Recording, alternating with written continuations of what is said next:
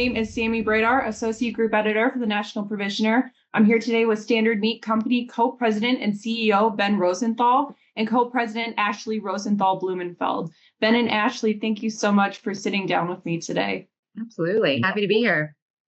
Absolutely. So today we're going to be talking all about your company's 90th anniversary and this brand new fifth production facility. So just to kick off the conversation, as you reflect on a 90-year history for Standard Meat, what's your proudest moment within the company? I realize this is a big question, so there can be a couple. Yeah, I think that for Ben and I, at least, not to speak for Ben, but, we've only been running the company for just under 7 years.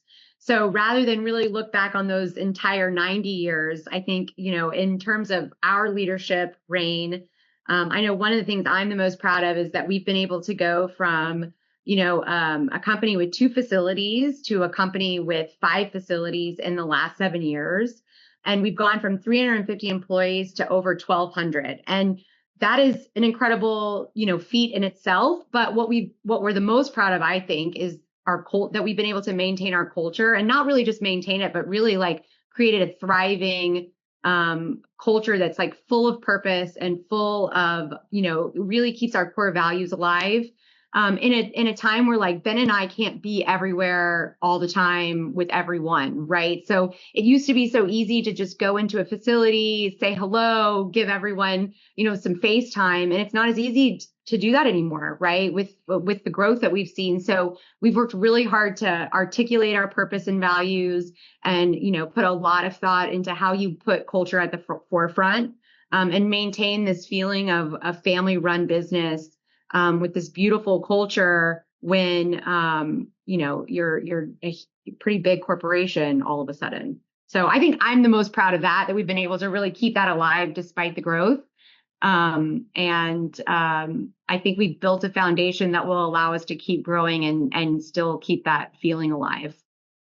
Yeah, I mean, I echo that. I think, at the end of the day, the way Ashli and I feel, and I think the way our dad and our grandfather and our great-grandfather felt it is all about the people. I mean, to Ashli's point. And so for us as the company, we know the company's going to change. We know we want to continue to grow. So we're going to be in new facilities. We know we're going to change what products we make.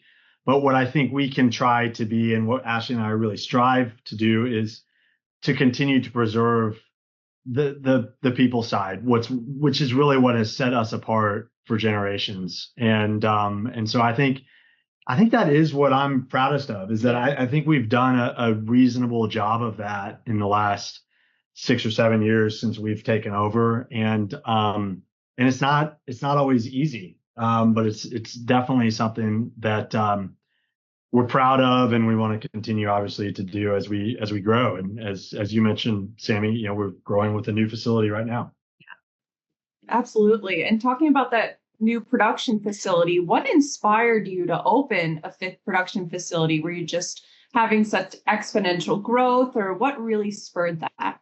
First of all, we were pretty much out of space. I mean, we were outgrowing our existing footprint, and we've got an amazing team. And one thing I would note is we've been able to move production lines around and get really creative in terms of how we shift things in our existing facilities to create more capacity. But at some point, that just runs out. And so we did outgrow the footprint, and we recognized, okay, it's time for us to start to look for more space. And what's nice, obviously, now with additional space that we'll get in our new facility is now we get to be really, really strategic and creative on how we want to partner with our customers. Because at the end of the day, for us, we view it's all about partnership. Everything we do is custom. We're not trying to just have off-the-shelf products that we go sell to customers. We're trying to go sit down, understand what our customers need, and then design products and processes around them. And so when you have actual blank space, we can really go do that in a way that, frankly, we haven't been able to do in a number of years. And so that excites us. I think that really led to this need for a new plant. And now we can also go really target where we want to play, which is in, as value add as we can possibly be for our customers. And sometimes that value add could be just portioning.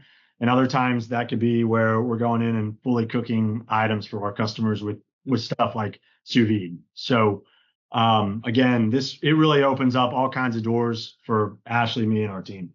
Yeah, and you may have touched on this, but I don't think you did. We built this new facility is over 180,000 square feet, which is double the size of most of our other existing facilities. And partly why we went as large as that was to give us this extra blank space, right? Because we did build out at least half of that square footage, but we've given ourselves some additional blank space where we've walled it off, and it's really sitting there blank canvas for whenever that right opportunity comes up. And we decide with our partners, like Ben said, from a custom, innovation side of things, like what is the need that they need. And then we can get up and running much more quickly than if we were to have to start, totally from scratch with additional square footage. So it's just been a nice way to like get some stuff going right away where we had run out of capacity, but then also give us the opportunity to really create what needs to be created from a more futuristic thinking or perspective. Absolutely. And you guys created this new culture and strategy department. I know that you really prioritize a workplace culture. What role will this new department serve for your company? And how do you anticipate this department will benefit your workplace culture and employees overall? If you want your culture to be infused in everything that you do, I think creating a department, nothing quite says like how much you prioritize it than creating its own department, where I don't think there are a ton of mid-sized companies like ourselves in the manufacturing space that have an actual culture department. For us, it was, how do you infuse our purpose and values and our culture in everything from, the various process that we have, policies, in our hiring and performance management. Like, how do you make sure that that is an element of everything that you do? And this was just a really clean and clear way for us to do that. It's a small department with like a nice runway for growth. But I think, what I love about it being not just a culture department, but one that's culture and strategy is as you're looking at your strategic growth, as you're looking at your long-term strategy, how do you constantly incorporate culture on the front side so that you're never setting yourself up to lose any of that? And I think that that's really helped having it be a super, a big focus within its own department. Yeah, I think I agree with all of that. I think the other thing it does for us is it creates good clarity and alignment around that culture and around our mission. I think we know we're trying to do great things, and I think everyone comes to work every day trying to be great, but sometimes you might have one culture in one facility and a different culture in another facility. And by having an actual culture and strategy department, it makes sure that we're really clear as a company on what we expect and want that culture to look like across the facilities. And so, and it makes sure that we're very clear and aligned on what the strategy is. And Ashli, you touched on that it's not just about culture, it's about strategy coming together with culture.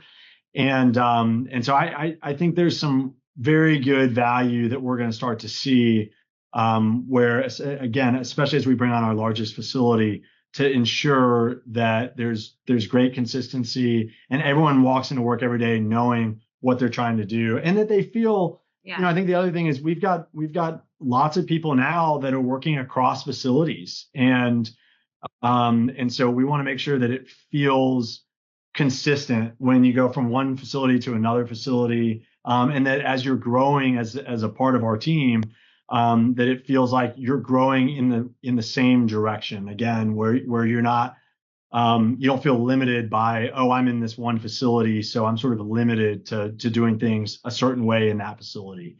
We're really excited about it. And there's also something special here at Standard Meat where I think all of us feel like we're a part of something bigger than ourselves, right? Like we all know that we show up for work every day, not just to do work, right? Like there's something that in the connections that we're able to make with our teammates, with our customers, with our suppliers, this coming together and being innovative together and really creating these incredible breakthroughs. It's so fulfilling, like soul satisfying, right? And so there's something that just feels different about having a job that feels really meaningful and purposeful than just having a job where you're in manufacturing. And I think from everything from, everyone on the floor through to our, corporate office, I think there's that sense of purpose and that it just gives it life, just gives our work life. Definitely. It's important for uniformity, and that definitely seems like an integral part of your business. So it's great that you'll have that uniformity across operations, especially with the expansion, just want to ensure that continuity. Right. Mm-hmm. So circling back to this new facility, we touched on this a little bit previously, but how will this new facility enable both flexibility and rapid innovation?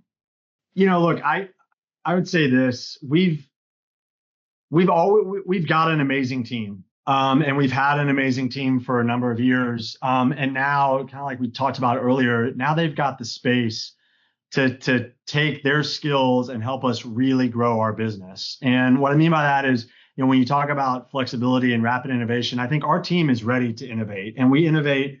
They're innovating every day. I mean, because we do everything so custom focused, they create amazing products.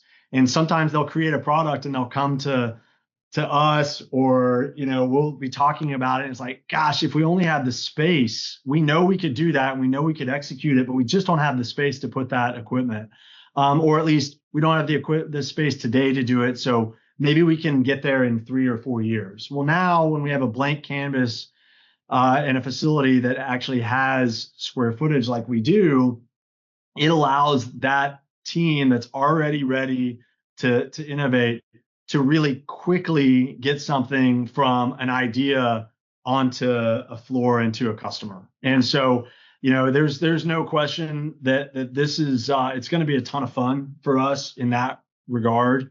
Where we're really sort of taking off, I think, some of the, I don't want to call it handcuffs, but some of the restrictions that we had before now kind of go out the window, because we do think we can do whatever we want to do. So we can commercialize quickly as we have a new idea. And I just think that's I know for Ashli and me, I can't wait to see what our team will do with that ability.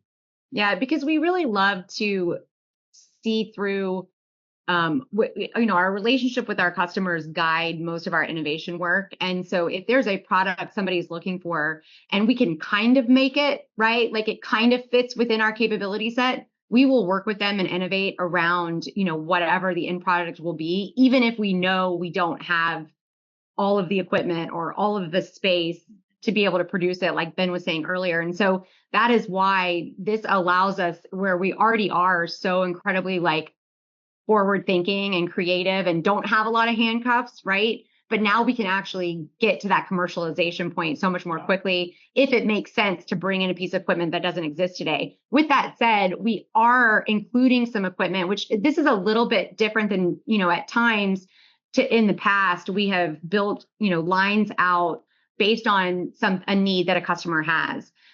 This time around, there's, of course, been a lot of thinking about what's the equipment that we want to put into this facility that responds well with what's already out there. But we've also invested in some technology that it's not that the pipeline of customer needs is super deep. It's that we think it's the future of food manufacturing. And so it's allowing us to, really lean into that capacity and use it in a bunch of different ways to be able to create products that we haven't even dreamed up yet, right? Or even found the partner that's actually going to be the partner in that particular production line.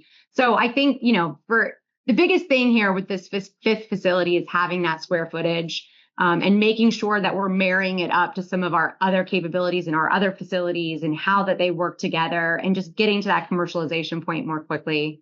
It's really allows for so much flexibility. And I think it's what we're the best at, is being innovative and creative. Great. That's a really exciting chapter that you guys are in. And Ben and Ashli, this is actually my last question for you, but do you have any additional insights about this facility expansion, the 90th anniversary celebration, or standard meat in general that you'd like to share with the National Provisioner audience today? Well, I think I would just say this, I think Ben and I feel incredibly privileged to be carrying on our family business. I think there's a real sense of pride in being able to carry that legacy on through 90 years, right? Since our founding in 1935, to be a fourth generation family member is pretty unheard of these days. And, to actually love to work with your brother and like get along well and be successful working alongside our dad is pretty cool. And we don't take that responsibility lightly. But at the same time, I think it's just, we feel so lucky to be able to even be in this position. And, it's important to us. I think Ben touched on this a little bit in the beginning, that we continue sticking with our roots of, protein manufacturing and being really, really creative and innovative and doing things well, but then also continuing to evolve what it is that we make to make sure that we stay relevant, that we stay ahead of the curve. We never want, to be, for us, we never say things like, oh, well, we've always done it this way, so let's keep doing it that way. Right. And it's neat to have our dad, who's still around as our chairman, supporting that, and not holding us back to his days, but instead being so supportive of where we see our future and how we want to move things along, and knowing that the future is very much in more value add and more ready to eat, which is so different than, the steak cutting operation that we were in, the early 1900s. So it's just been an amazing experience so far. And I think we're working really, really hard to make sure that we're laying the foundation for that next generation, and really making sure that what we build today can then just be built on further, and continue to evolve and be around for the next 90 years. It's just very important to us. And, it's not like we're going to be forcing our kids into this or anything like that. But if they want to work with us, we'll make sure and have built something sustainable for them. Absolutely. Absolutely. Did you have anything you wanted to add to that, Ben? We view ourselves as both caretakers of the business, but also try to be entrepreneurs, essentially starting new businesses all the time. And we view, every new product and certainly every new facility as just that. I mean, it's a startup. We want to view it as something totally new and totally different. But again, always with a nod to our past and a ton of respect to everyone that came before us. And so, yeah, we're fortunate and we love what we do. And like Ashli said, we were fortunate. We were not. We weren't pushed into this business, and we ended up in it, and we love it, and we love working with each other. And I think that's something that only happens when you aren't forced into something, or typically, I think that makes it, it improves the chances. And that's how we view it for our kids is, hopefully it's something that is exciting, but you just never know. And so we just love it. Absolutely. And that passion, I'm sure, emanates in any family-owned operations that get into the third, fourth, fifth generation. I'm just in awe because you can tell it's just driven by such passion and love for what you're doing. So, that's very exciting. And I'm really excited to see where the future is for you guys. We can't wait to talk with you for your 100th anniversary. Yeah. I love it. Thank you. Be here before we know it. Thank you, Sammy. Yeah, absolutely. Thank you so much for joining me today. I really appreciate you taking time to sit and chat about this exciting time in Standard Meat Company's history. Thank you. All right, well, thank you so much. My name is Sammy Bradar, Associate Group Editor for the National Provisioner, here today with Ben and Ashli Rosenthal. Thank you so much for listening.